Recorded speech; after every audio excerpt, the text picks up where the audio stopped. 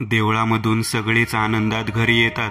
अनघाला आता कसलंच टेन्शन नसते. मला आता खरंच खूप छान वाटत आहे. बरं झालं आपण गावी येताना तुम्ही मध्येच उतरलात ना, म्हणून ते भूत गेलं असेल तुझ्या अंगात. मी नीलला नेहमी सांगत आली आहे की असं रस्ता सामसूम असेल तर गाडी नाही थांबवायची. आता झालं ना सगळं ठीक, परत नाही करणार असं. रात्रीचं सगळ्याचं जेवण झाल्यावर थोड्या गप्पा गोष्टी करून सगळेच आपापल्या खोलीत झोपायला जातात. अनघा बेडरूममध्ये बेड नीट लावत असते. तेवढ्यातच नील तिला तिच्या कमरेमध्ये हात घालून मागून पकडतो. अनघा थोडी लाजतच नीलला बोलते, अरे सोड नील, कोणीतरी येईल. 11 वाजले आहेत, आता सगळे झोपायला गेले आहेत, आता कोण कशाला येईल. तरी पण आधी तू कडी तरी लावून घे ना. नाही, नंतर लावेन, आधी मला माझ्या बायकोचे लाड करू देत. लाड तर तू नेहमीच करत असतोस, सोड ना आता, मला काम करू देत. नाही सोडणार, गुरव काकांनी तुझ्या अंगामधलं भूत काढलं आहे असं बोलत होते ना. माझा तर विश्वासच नाही अजून ह्यावर. म्हणजे मला ते सगळे भास होत होते ते सगळंच खोटं वाटतं का तुला. आणि रागानेच अनघाला नीलच्या हाताला झटका देऊन आरशासमोरच्या खुर्चीवर बसली. आणू, मला असं बोलायचं नव्हतं ग, पण ते भूत माझ्या समोर असते ना तर मी दाखवलेच असते की माझ्या बायकोला त्रास दिला काय, मी तर मारूनच टाकले असते. असं बोलून प्रेमानेच नील अनघाच्या केसांवर हात फिरवू लागतो. तशी अनघा काहीशी गुरगुरतच बोलू लागते, तुम्हासनी बघायचं आहे काय ते भूत. भूत असेल तर दिसेल ना, तू पण नानू काय पण बोलत असतेस, चल आता झोपायला. असं बोलून नील झोपायला जाण्यासाठी वळणार तेवढ्यातच अनघा नीलचा हात घट्ट पकडते आणि गुरगुरत बोलू लागते, आव आरशात बघा तरी एकदा, काय आहे आरशात. आणि नील आरशात बघू लागतो. खुर्ची समोर बसलेली अनघा हळूहळू मान वर करून आरशात बघू लागते. नील टक लावून आरशात बघतो. अनघा रागाने नीलकडे बघत असते आणि हळूहळू तिचा चेहरा बदलत जातो. तिच्या डोळ्यातून आग ओकत असल्यासारखे लाल भडक डोळे होतात. तिचा चेहरा संपूर्णपणे विद्रूप होऊन जातो. नील घाबरून अनघाला डोळ्याच्या तिरिपीतून बघू लागतो, तर लगेच अनघा त्याला बघते आणि बोलू लागते, काय करणार आहेस रे चिकन्या, तुझ्या समोर भूत आहे, मारून टाकणार आहेस काय मला. अरे बोल ना, दातखिळी बसली की काय तुझी. असं बोलून अनघा मोठ्याने हसू लागते. नील हा सर्व प्रकार बघून थक्क होतो. त्याला अजून विश्वास बसत नसतो, म्हणून तो हळूच आरशात बघतो तर त्याला लाल भडक रंगाची नऊवारी साडी घालून कपाळावर मोठं लाल कुंकू लावून विद्रूप चेहरा असणारी बाई दिसते. आणि लगेच रागानेच ती बाई आरशातून नीलला बघून एक छन्नी हास्य करते. नीलला काहीच सुचत नसते. तो थोडासा घाबरलेला आणि बावरलेला असतो, तरीही तो धीर एकवटून संतापून बोलू लागतो, माझी अनु कुठे आहे, तू कोण आहेस आणि का आहेस इथे. माझं माझ्या बायकोवर खूप प्रेम आहे, तू तिला सोडून निघून जा. अरे चिकन्या, किती प्रश्न विचारशील, शांत बस जरा, तुला समद्या प्रश्नांची उत्तर मिळणार. असं बोलून ती नीलच्या चेहऱ्यावरून हात फिरवू लागते. लांब राहा माझ्यापासून, माझ्या जवळ पण येऊ नकोस, तू माझ्या अनुच्या अंगातून बाहेर जा आधी. अरे आता शी बोलतोयस होय मला, काल रात्री मज्जा केलीस माझ्यासोबत, इसरला पण. तुला तुझ्या बायकोचा स्पर्श भी समजत नाही आणि बोलतोस प्रेम करतोस. सगळे पुरुष जात सारखीच आहे राव, तू पण तसाच, आणि तो आमचा दौलतराव पण तसाच. नील रडत रडत खाली बसतो. मी तुझ्या पाया पडतो, तू जा सोडून तिला. त्या गुरव काकांनी तुला काढले होते ना, मग का आलीस परत तू. अनघा मोठमोठ्याने हसू लागते आणि पुढे बोलते, अरे त्या गुरुवाला काय येते, नाव मोठं लक्षण खोटं, त्याला तर माहीत पण नसेल भूत काढायची, त्याने अजूनपर्यंत एक पण भूत काढलं नसेल. नील रागात उठतो आणि अनघाचे केस जोरात पकडतो. तशी अनघा हसू लागते आणि बोलते, तू मला त्रास नाही देत आहेस, ते सगळं तुझ्या बायकोलाच लागत आहे. आणि एका हातानेच अनघा नीलची मान पकडून त्याला वर उचलून बोलू लागते, मी नैनावती आहे, तुला काय वाटतं मी तुझ्या बायकोला सोडून जाईन. हे शक्य नाही, जगातली कोणतीच शक्ती हे करू शकत नाही. तुझ्या बायकोला अमावस्येच्या दिवशी मरावंच लागेल. आणि ती नीलला भिंतीवर आदळते. नील धडपडून बोलू लागतो, अगं पण माझ्या अनघाची काय चूक आहे यामध्ये? नैनावती, तुला काय भेटणार आहे हे सर्व करून? मला मोक्ष भेटणार आहे. माझा आत्मा एवढी वर्ष तडफडतोय. नील रडू लागतो. तेवढ्यात त्याला हळूहळू नैनावतीच्या तोंडातून अस्पष्ट आवाज ऐकू येतो. नील, आय लव्ह यू. मी तुझ्यापासून कधीच दूर नाही होणार. कोणती शक्ती आपल्याला दूर करू शकत नाही. नील आश्चर्याने नैनावतीकडे बघतो. बघ चिकन्या, तुझ्या अनघाबाईचा आत्मा कसा बोलतोय ते. तिला पण सगळं समजतंय, पण ती काहीच करू शकत नाही. चल, तुझ्या अनघाबाईसाठी मी आता जाते, पण मी आमोसेला तिला माझ्या सोबत घेऊन जाणार आहे. असं बोलून अनघाचं शरीर जमिनीवर पडते. नील धावतच तिला पकडायला जातो. अनघा खूपच कमजोर झालेली असते आणि ती हळू आवाजात नीलला बोलू लागते. नील, मला सगळं समजत होते. ती तुझ्याशी काय काय बोलली ते सगळं समजत होतं मला, पण मला काहीच बोलता येत नव्हते. मला हालचाल करता येत नव्हती. त्या नैनावतीने माझ्या शरीराचा ताबा घेतला आहे. आणि अनघा रडू लागते. तू रडू नकोस ग. तू कुठेच नाही जाऊ शकत. मी तुला कधीच माझ्यापासून दूर करणार नाही. मग काहीही होऊ दे. आणि तू खूपच थकली आहेस. तुला आरामाची गरज आहे. सध्या झोपून घे. आपण उद्या बोलूया. नील सकाळी जरा लवकरच उठतो आणि बाजूला झोपलेल्या अनघाकडे प्रेमाने बघत तिला बोलू लागतो. कोणती शक्ती आपल्याला दूर करू शकत नाही. काल रात्री घडलेला प्रकार नील घरच्यांना सांगू लागतो. घरातल्या सर्वांनाच धक्का बसतो. हे बघ नील, माझ्या ओळखीचे गृहस्थ आहेत. ते काही मांत्रिक नाही, पण ते हे सर्व ठीक करतील असा माझा विश्वास आहे. काका, त्यांना लवकरच बोलवा. आपल्याला खूपच घाई करायला पाहिजे. आपल्याला हे सगळं अमावस्येच्या आधी करायला पाहिजे. आता या 2 दिवसांनी अमावस्या आहे. माझ्या अनघाला काय व्हायला नको. नील परत रडू लागतो. दादा, वहिनीला काहीच होणार नाही बघ. असं बोलून रिया आणि ओमकार आत्मविश्वास वाढवतात. तेवढ्यात अनघा तिथे येते. तसे सर्वजण शांत होतात. काय झालं? सगळे काय बोलत आहात? अगं काय नाही, ये चहा नाश्ता खा. आम्ही असंच गप्पा गोष्टी करतोय. चहा पिऊन झाल्यावर अनघा नाश्ता करत असते. घरातले सगळेच तिच्याकडे टक लावून बघत असतात, म्हणून तिला अवघडल्यासारखं वाटतं. तुम्ही माझ्याकडे सगळे असे का बघत आहात? काही चुकलं का माझं? नाही ग बाळा, तू फक्त खात पीत जा.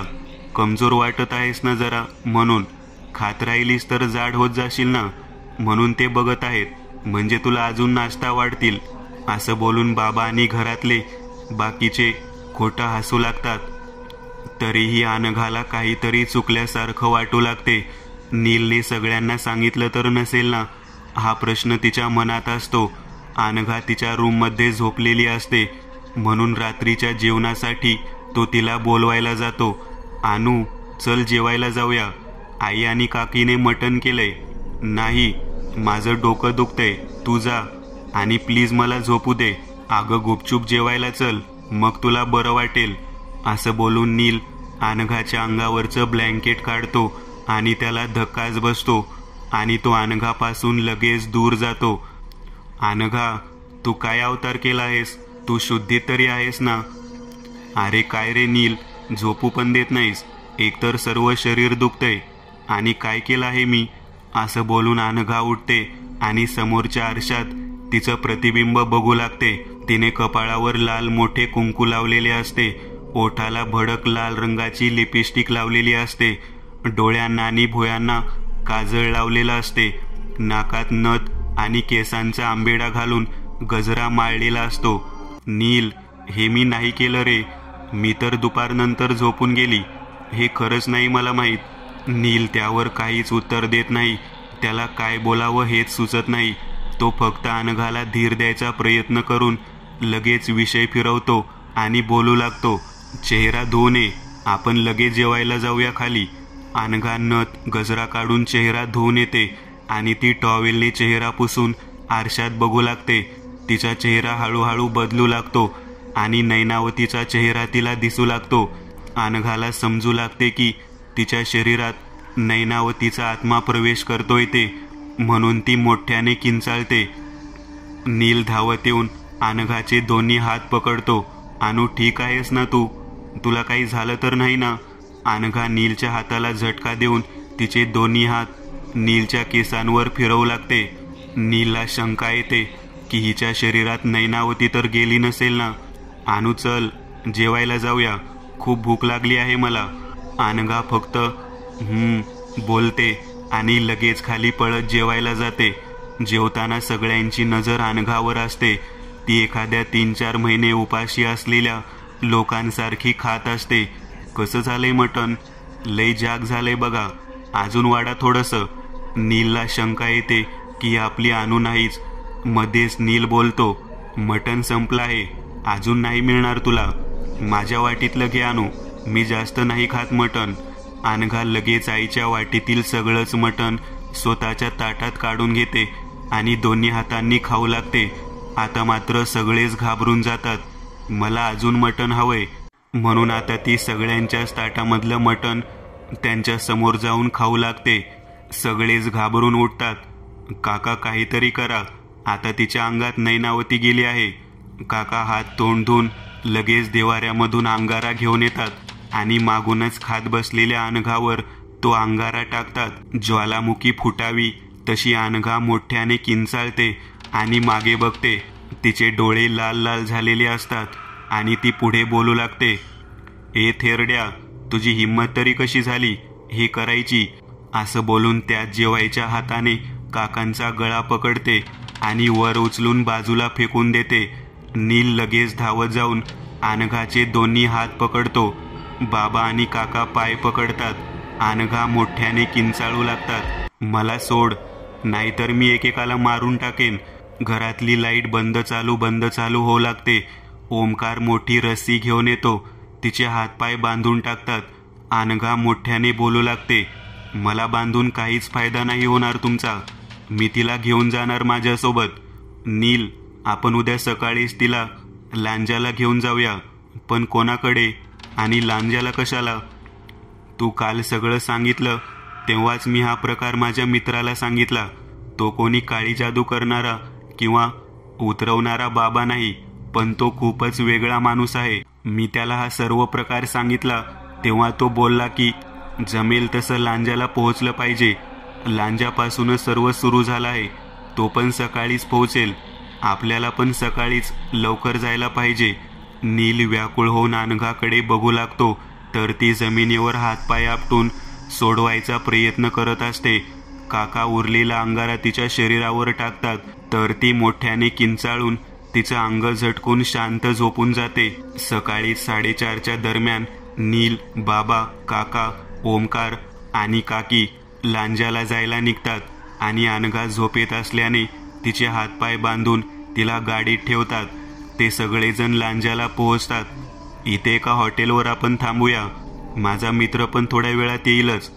काका, मला काही समजत नाही आहे. आणू बरी होईल ना? मला तिची अशी स्थिती बघवत नाही आहे. अरे नील, तूच असा हार मानून गेलास तर कसं चालेल? आणि घाबरू नकोस, सगळं ठीक होईल. तेवढ्यातच एक मोठी व्हॅन त्यांच्या समोर येते आणि त्या व्हॅनमधून एक 40शीतला मध्यमवर्गीय, शरीराने मजबूत, डोळ्यावर लाल गॉगल, काळा शर्ट, बोटांमध्ये पाचूच्या अंगठ्या घालून असा रुबाबदार माणूस बाहेर येतो. अरे महेश, हा असा तुमचा मित्र आहे? हा भूतांना पळवून लावणार आहे का? Hey, don't call me Mahesh, I am Mahi. बापा, तू काही चेंज नाही झालास. अरे माझ्याकडे बघ, अजून पण मी 20 इयर्सचा वाटतोय. अरे तू तर किती बदललास, छान बदल केला आहेस. नील वैतागून ह्यांचं बोलणं ऐकत असतो. त्याला महेशला बघून तो गुरुवांसारखाच फुसका वाटतो. तुमचं बोलणं झालं असेल तर आपण हॉटेलवर जाऊया का? तू नील आहेस का? अरे लहानपणी बघितलं होतं तुला, खूप छोटा होतास तेव्हा, आता लगेच मोठा पण झालास. असं बोलून महेश एकटाच हसू लागतो. चला आपण हॉटेलवर जाऊया, फ्रेश होऊया, चहा पिऊन पुढचं बोलूया. असं बोलून महेश पुढे निघून जात असतो. तेवढ्यातच नील त्याला मध्ये अडवतो आणि बोलतो की आणू इथेच गाडीमध्ये आहे, तिला पण घेऊन जाऊया ना? अरे होय, नक्कीच, मला आधी बघू दे तिला. अनघा गाडीमध्ये झोपलेली असते. महेश अनघाला बघतो. त्याच्या जीन्सच्या खिशामधली एक पुडी काढतो आणि त्यात जो अंगारा असतो तो अनघाच्या कपाळावर लावतो आणि नीलला तो पुढे सांगू लागतो, हिला आता सोड आणि हॉटेलवर आण, जरा आराम करू दे तिला, आज खूप मोठं काम करायचं आहे तिला. असं बोलून महेश आपली बॅग घेतो आणि हॉटेलवर जाऊ लागतो. अहो, तुमचे मित्र जरा बेफिकर वाटत नाहीत का? नाहीतर काय काका, एकदम कूल दिसत आहे ते. अरे माझा विश्वास आहे त्याच्यावर. तो जेवढा शांत असतो तेवढंच त्याच्या डोक्यात काहीतरी शिजत असतं. नील अनघाला बांधलेल्या रश्श्या सोडतो आणि तिच्या डोक्यावरून काळजीने हात फिरवून तिला उचलून हॉटेलवर घेऊन जातो. चहा नाश्ता झाल्यावर नील महेशला जेवढं घडलं ते सगळं सांगत असतो. तेवढ्यातच तिथे अनघा येते. आपण कुठे आहोत तिथे? अनघा, तू आधी फ्रेश होणे, चहा नाश्ता कर, मग आपण बोलू. बरं ठीक आहे, म्हणून अनघा नीलकडे बघून निघून जाते. जेव्हा अनघा तयार होऊन येते तेव्हा तिच्या लक्षात येते की तिच्या हातावर मारलेल्याचे वळ असतात. म्हणून ती नीलला विचारू लागते, नील, हे माझ्या हातावर एवढं काय आहे? हे काल रात्री नैनावती तुझ्या अंगात गेली होती तेव्हा झालं. तिने तुला खूप त्रास दिला ग. आता होईल सगळं ठीक, महेश सगळं ठीक करेल. पण महेश काका आहेत कुठे? मगापासून गायब आहेत. ते बोलले की संध्याकाळपर्यंत ते येतील. ते जरा चौकशीसाठी बाहेर गेले आहेत. मी पण जरा अनघाला घेऊन इथेच बाहेर जातो, तिचं पण जरा मन हलकं होईल. अनघा आणि नील हॉटेलच्या बाहेर गार्डनमध्ये फिरत असतात. अनु, माझं खूप प्रेम आहे तुझ्यावर. जेव्हा जेव्हा तुला असं वाटेल की नैनावती तुझ्या शरीरात प्रवेश करते तेव्हा तिला विरोध करत राहा. तू तुझं मन स्ट्रॉंग ठेव. नील, मला हे सगळं समजत आहे, पण जेव्हा ती माझ्या शरीरात जाते तेव्हा मला नाही समजत रे. मला खरंच खूप भीती वाटते. असं बोलून अनघा नीलला मिठी मारून रडू लागते. तेवढ्यात मागून काकीचा आवाज येतो, सगळे जेवायला या. जेवत असताना सगळे शांत असतात म्हणून बाबा बोलू लागतात, अरे महेश कधी येणार आहे? झालं का त्याचं काम? महेश बोलला आहे की तो संध्याकाळपर्यंत येईल आणि त्याने अनघाला जेवून झोपायला सांगितलं आहे. त्याने तिला आराम करायला सांगितलं आहे. जेवून झाल्यावर अनघा आराम करायला जाते. रूममध्ये आल्यावर तिची नजर आरशात जाते. आरशात हळूहळू बदल होऊ लागतो आणि तिच्या समोर नैनावती येते आणि ती हसत हसत अनघाला सांगू लागते, काय ग चिकणे, जास्त माज आलाय होय तुला? आज रात्री तू आणि तुझा नवरा आणि तुमच्यासोबत आलेला भोंदू बाबा सगळेच मरणार आहेत. मोठ्याने हसत तिची आकृती नाहीशी होते. हा प्रकार बघून अनघा किंचाळते. बाबा, काका, काकी आणि नील धावतच सगळे तिच्याकडे येतात. अनु, काय झालं? काय त्रास होतोय का तुला? अनघा खूपच घाबरलेली असते. तिचे हातपाय थंड झालेले असतात आणि ती श्वास टाकतच बोलू लागते, मला ती बाई दिसली होती आरशात आणि बोलत होती की ती मला, नीलला आणि महेश काकाला मारून टाकणार आहे. असं बोलून ती मटकन खाली बसून रडू लागते. असं काही नाही होणार ग. अनु, तू शांत हो. ती नैनावती तुझं मन कमजोर करत आहे. मी तुला आधीच सांगितलं आहे की तू शांत राहा. सगळे शांत बसा आता. काय करणार नाही ती बाई, आपलं कोणाचंच. ती नैनावती वहिनीच्या अंगात कशी गेली नाही? काल तर गेली होती. आज अमावास्या आहे आणि अमावास्येच्या दिवशी सकाळी भूतांची शक्ती कमी असते आणि रात्री खूप वाढते, म्हणून तिने शरीरात प्रवेश नाही केला. राहू दे ते सगळं आता. आता अनघाला आरामाची गरज आहे. मी आणि नील थांबतो इथे अनघाजवळ. तुम्ही बाहेर आराम करा. आम्ही तिघे इथे आराम करतो. सगळे आरामात झोपून जातात. अनघा मध्ये आणि तिच्या बाजूला नील आणि काकी झोपून असतात. हळूच अनघाला कोणीतरी आवाज देत आहे असा भास होतो. ती डोळे चोळत बाजूला बघत असते. समोर तिला नैनावती फिरताना दिसते, पण अनघा मन खंबीर करून तिला बघू लागते. आता नैनावती गोल गोल घिरक्या घेत असते आणि हळूहळू तिच्या जवळ येऊ लागते. अनघा डोळे बंद करते आणि झोपून जाते. नैनावतीचा आवाज तिच्या कानी येऊ लागतो, पुसकी आहेस ग तू? तुझ्या नवऱ्याला घेऊनच जाते आता मी. तू बस डोळे बंद करून. अनघा घाबरून काकीचा हात पकडते आणि डोळे उघडते तर नैनावती तिथे नसते. संध्याकाळचे 5 वाजलेले असतात. काय झालं अनघा? अशी का घाबरलेली आहेस? काय नाही. नैनावती घाबरवत होती मला. संध्याकाळ होऊन रात्र होत आली तरी महेश आलेले नसतात. ते महेश काका येणार आहेत की नाही? आपण इथेच थांबायचं आहे का आता? अरे महेशचा आताच फोन आला होता. तो बोलला की तुम्ही सगळे जेवून गावात असलेल्या हनुमानाच्या मंदिराजवळ या. सगळे जेवून हॉटेल मालकाला हनुमानाच्या मंदिराजवळ कसं पोहोचायचं ते विचारतात. काकी तू इथेच थांब, बाकी आम्ही सगळेजण जातो. अरे नाही, मी इथपर्यंत आली आहे, मी पुढे सुद्धा नक्कीच येणार. मला नाही बोलू नकोस, मी नक्कीच येईन. रात्री 9च्या सुमारास सगळेजण हनुमानाच्या मंदिराजवळ पोहोचतात. आलात सगळे. आता आपण इथे हनुमानाच्या पाया पडून आपल्या कामासाठी पुढे जाणार आहोत. चांगलं काम होण्यासाठी आपल्याला खूप ऊर्जा लागते आणि आपल्याला ती ऊर्जा फक्त मंदिरातच मिळू शकते. जेव्हा आपण निराश असतो तेव्हा आपला देवच आपल्याला आशेचा किरण दाखवतो. जे जे काही मनात असेल ते आपल्या देवाला सांगा. सगळेजण पाया पडतात आणि आपली इच्छा देवाला सांगतात. देवा, ह्या सगळ्यातून आम्हाला मोकळं कर बस प्लीज. माझ्या अनुला सोडव ह्या सगळ्यामधून. नील आणि अनघा एकमेकांना आधार देतात आणि बाहेर येतात. पाया पडून झाल्यावर सगळ्यांनी माझ्या मागून या. आपल्याला अजून थोडे चालत जायचे आहे. त्या काळोखी अंधारात सगळेजण चालत जात असतात. आजूबाजूला असलेली मोठमोठी झाडे त्या काळोखात भयंकर दिसत असतात. जणू हे सगळेच त्या नैनावतीला जाऊन सांगणार आहेत की हे बघ, तुझा विनाश करायला आले आहेत.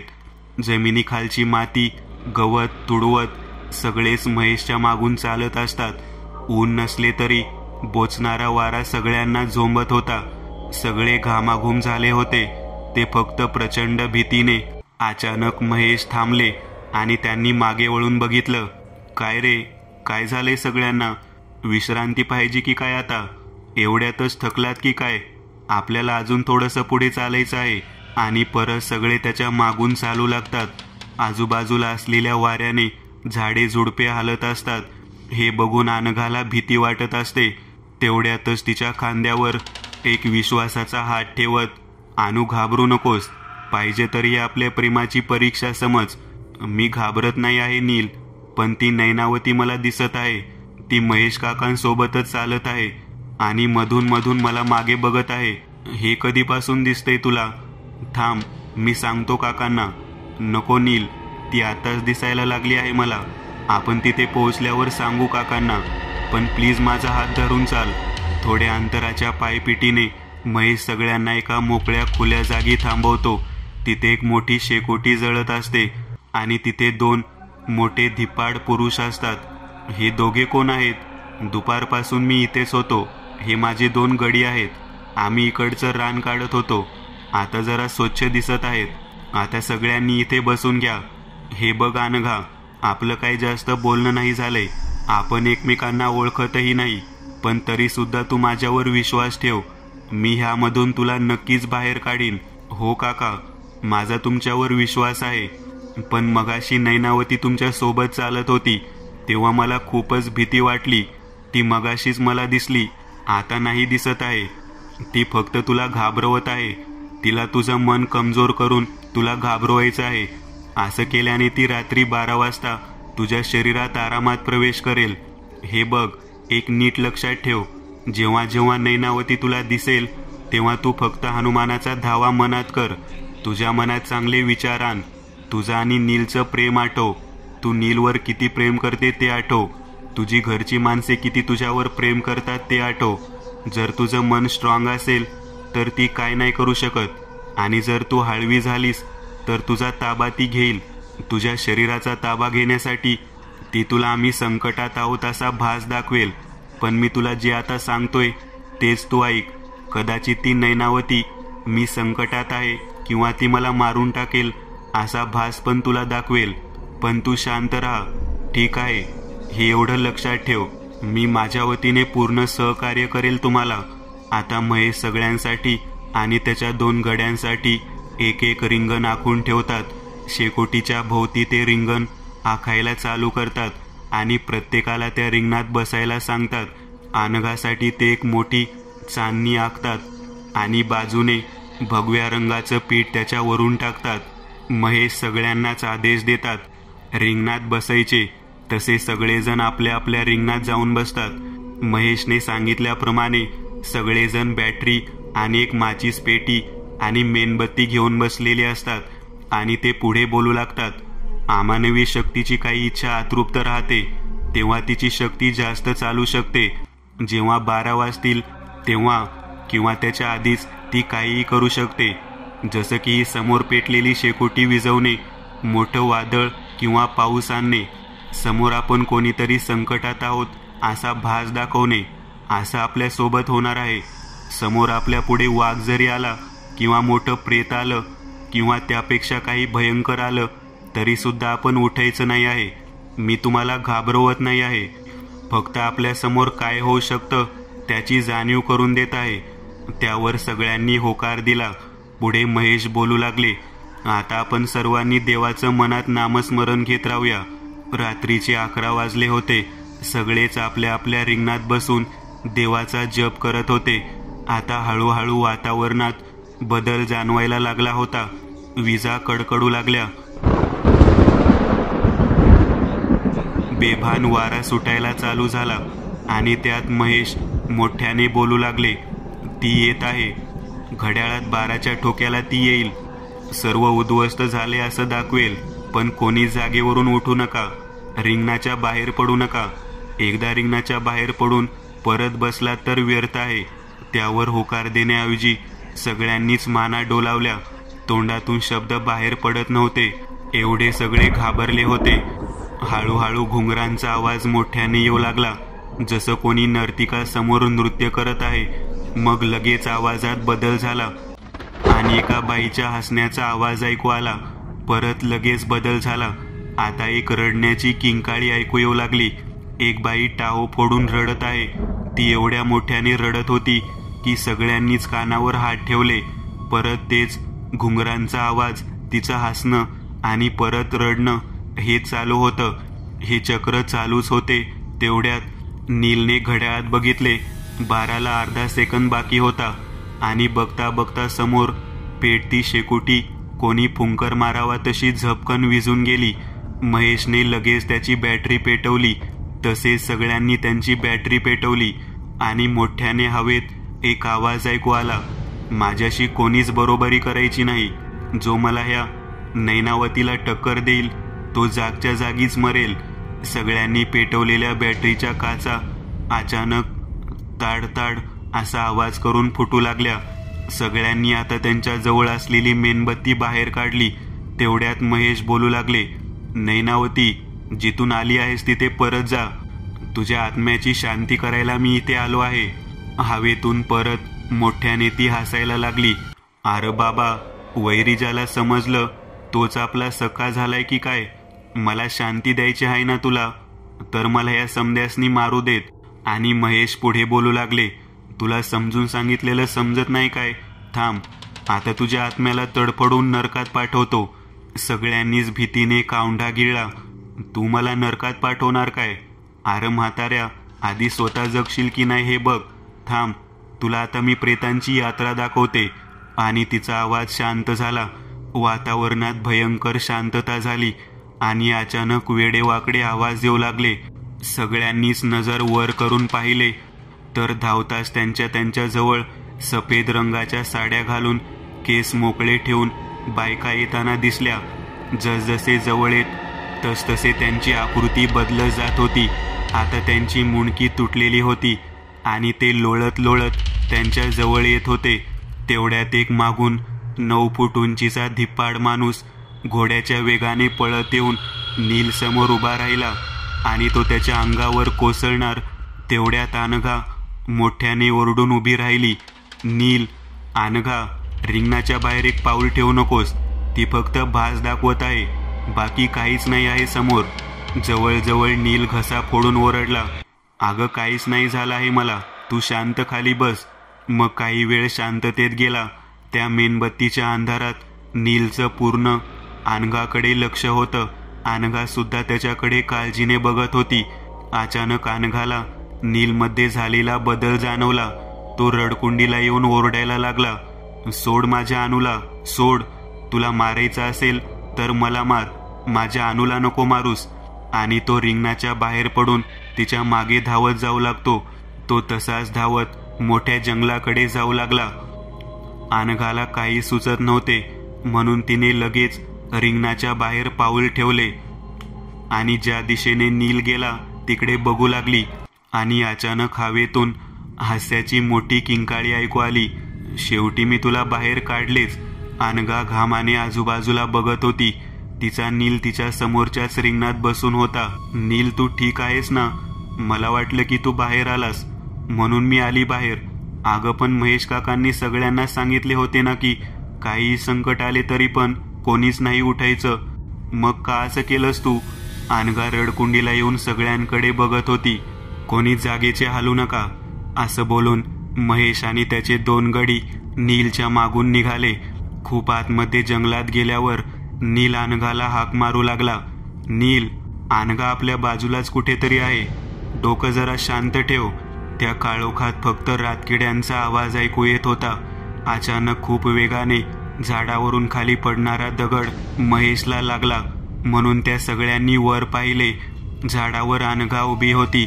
तिची अवस्था एका वेड्या बाईसारखी झाली होती. वेडेवाकडे केस, फाटलेले ब्लाऊज, पायात रुतलेले काटे आणि ती मोकाट हसत जात होती आणि पुढे बोलली, जायचं आहे तर आता जा, नाहीतर सगळ्यांना मी मारून टाकेन. कोणीच नाही वाचणार. तू अशी नाहीच सुटणार तर. असं बोलून महेशने रागात त्याची पिशवी काढली आणि त्यातून एक लाल रंगाची माती घेऊन तो सगळीकडे पसरवू लागला आणि संस्कृतमध्ये बोलू लागला. पिसाळलेली नैनावती खाली आली आणि तिने नीलला मानेने वर उचलून खाली वेगाने आपटले आणि बोलू लागली, थांब तू, नाहीतर मी तुला मारून टाकेन. थांब. महेश संस्कृतमध्ये बडबड करीत तो लाल रंग आजूबाजूला पसरवू लागले आणि पुढे जाऊ लागले.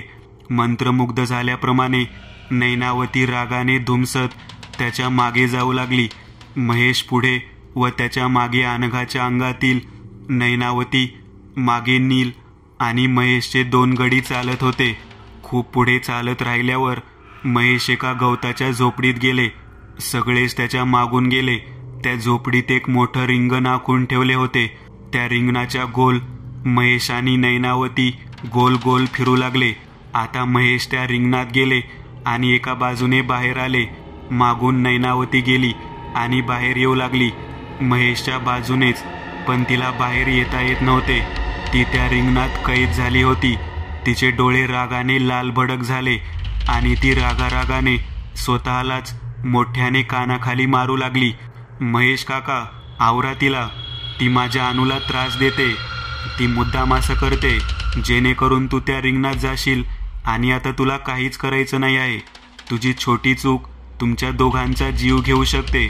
नीलला त्रास होत होता तरीही तो शांतपणे सगळं पाहू लागला. नैनावती मोठ्याने बोलू लागली, मला इथून बाहेर काढ, नाहीतर मी ह्या पोरीला कायमचं संपवून टाकेन आणि याचा जिम्मेदार तूच असशील. महेश शांत होऊन बोलू लागले, तुला ह्या मुलीला मारायचं आहे की शांतारामला? नैनावतीने चमकून महेशकडे बघितले आणि बोलू लागली, तुला कसं माहीत शांताराम? मला सगळं माहीत आहे नैनावती. तू एक नाचणारी पवित्र बाई होतीस आणि त्या शांतारामाने तुला लग्नाची वचने देऊन तुला फसवून एका दुसऱ्या बाईसोबत लग्न केलं आणि गाव सोडून गेला आणि तू ह्याच घरात गळफास लावून जीव दिलास. आता तूच ठरव कोणाला मारून तुझा आत्मा शांत राहणार आहे. नैनावती बोलू लागली, तू मला शांताराम आणून दिलास तर मी ह्या पोरीला आताच सोडून देईन. तू मला माझ्या ताब्यात शांतारामला दे. तुझ्या मागे एक सफेद रंगाची चादर ओढून शांताराम झोपला आहे. हा समोर चाकू घे आणि मार त्याच्या पोटात. नैनावतीने मागे पाहिले आणि चाकू वर उचलून वेगाने त्या चादरवर मारला. तसा लाल कलरच्या रंगाची पिचकारी यावी तसा कलर तिच्या चेहऱ्यावर उडाला. तो रंग बघितल्यावर तिचं मन शांत झालं आणि ती त्यावर वेगाने वार करू लागली. पण तिला हळूहळू समजू लागलं की ह्यामध्ये कोणीच माणूस नव्हता. ते लाल रक्त नसून रंग होता आणि तो रंग मोठ्या मोठ्या चामड्याच्या चेंडूमध्ये भरला होता. ती परत रागाने महेशकडे बघून बोलू लागली, ह्यामध्ये शांताराम नव्हता. महेश हसत तिला बोलू लागले, पण तू तुझं मन भरेपर्यंत त्या चेंडूवर वार करत राहिलीस म्हणजे तुझा आत्मा शांत झाला आहे. आता तू अनघाला सोडून जा. अनघाचा चेहरा लाल झाला होता आणि ती तेवढ्याच रागाने महेशला बघत होती. मी तुला सोडणार नाही असं मोठ्याने बोलत ती त्या रिंगणात किंचाळत होती. महेशने लाल रंगाची पुडी बाहेर काढली आणि तो मोठ्याने बोलू लागला, तुझा आत्मा शांत झालेला आहे, त्यामुळे तू आता काहीच करू शकत नाहीस. तुझं एकदा मन भरून गेलं आहे, त्यामुळे मी तुला आता यमसदनी पाठवत आहे. असं बोलत महेशने त्या पुडीतला सगळा लाल रंग अनघावर टाकला. एक मोठी किंकाळी देऊन अनघा जमिनीवर कोसळून गेली. नील, अनघाला उचलून घे, तिच्या शरीराला आता आराम करायची गरज आहे. नैनावती आता कायमची गेली आहे. नीलने अनघाला उचलून घेतले आणि ते सगळे तिथून निघून गेले. पुढे रिंगणात त्यांना बसलेले काकी, काका, बाबा आणि ओम दिसले. ते सुद्धा अनघाचा अवतार बघून घाबरून गेले आणि ते हॉटेलवर जायला निघाले. त्यांना जाताना हनुमानाचं मंदिर दिसले. त्यांनी हनुमानाच्या पाया पडल्या. सगळ्यांनी अंगारा लावला. नीलने सुद्धा अनघाच्या कपाळाला बेशुद्ध अवस्थेत अंगारा लावून ते हॉटेलवर पोहोचले. आता आपण झोपूया, सगळ्यांना आरामाची गरज आहे, आपण उद्या बोलूया. काकीने ओल्या कपड्याने अनघाचा चेहरा साफ केला. तशी थोडी ती जागी झाली. बाजूलाच नील होता. सगळं संकट गेलं आहे आता, आता तू शांत झोप, मी पण आहेस तुझ्या बाजूला. अनघाचं अंग प्रचंड दुखत असल्याने तिला लगेच झोप लागली. सकाळी सगळे चहा पित होते तेव्हा महेश सगळ्यांना सांगू लागले, मी व माझे गडी आम्ही गावात गेलो होतो तेव्हाच समजलं की ही खूप वर्षांपूर्वी घडलेली घटना आहे. नैनावती एक नाचणारी बाई होती, खूप चांगली होती आणि शांतारामाने तिला फसवलं आणि तिला हा धक्का सहनच नाही झाला म्हणून तिने आत्महत्या केली असं मला गावाकडचे लोक सांगत होते. पण मग पुढे शांतारामचं काय झालं? गावातले लोक बोलतात की नैनावतीचं भूत शांतारामला दिसायचं आणि त्याला हृदयविकाराचा झटका आला आणि तो तेव्हाच मेला. पण हे नैनावतीला समजत नव्हते, तिला फक्त त्याला मारायचे होते. पण मग त्या लाल रंगाच्या पाण्याने भरलेल्या चेंडूला मारून तिचं मन फक्त तेवढ्यापुरतं शांत झालं आणि परत ती रागातच आली ना. हो, तिला मी फसवलं त्याचा राग आला आणि तिचं मन शांत झाले होते थोड्या वेळासाठी. एका आत्म्याचं मन शांत झालं की त्याला मुक्तता मिळते, म्हणून मी तिला शांतारामला मारण्याचं वचन दिले. काका, मी तुमचे आभार कसं मानू मला समजत नाही आहे. तुम्ही खूप मोठ्या संकटामधून सोडवलं आहे मला. अरे आभार कसले मानतोस, माझं कामच आहे ते. पण एक काम कर, आतापासून कधीच मध्यरात्री सुमसान रोडवर उतरायचं नाही. हो काका, आता परत कधीच तसं होणार नाही. आणि नाश्ता करून ते त्यांच्या घरी जायला निघाले. घरी सुखरूप पोहोचलेलं बघून आई आणि रिया आनंदी होतात. आई अनघाची नजर काढते. बघ अनघा, आपण किती वाईट संकटातून बाहेर आलो आहोत. हो, आपल्या प्रेमाने आणि महेशच्या काकांच्या शक्तीने आपल्याला जिंकवलं. मित्रांनो, आज पुरतं एवढंच. तुम्हाला जर काही गोष्ट आवडली असेल तर नक्की लाईक करा. तुमच्यापैकी बरेचसे जण व्हिडिओ लाईक न करताच पळून जातात, पण हा जर व्हिडिओ तुम्ही लाईक केला तर मला जरा बरं वाटेल आणि असेच भारी भारी व्हिडिओ बनवायची माझ्यात एनर्जी येईल. त्यामुळे नक्की लाईक करा. आणि अजूनही कोणी या चॅनलला सबस्क्राईब केलेलं नसाल तर लगेच सबस्क्राईब करून टाका. आणि बाजूची घंटी ती मात्र दाबायला विसरू नका, देवाची घंटी आहे ती. चला तर मग पुन्हा भेटूया अशीच एक आगळी वेगळी गोष्ट घेऊन पुढच्या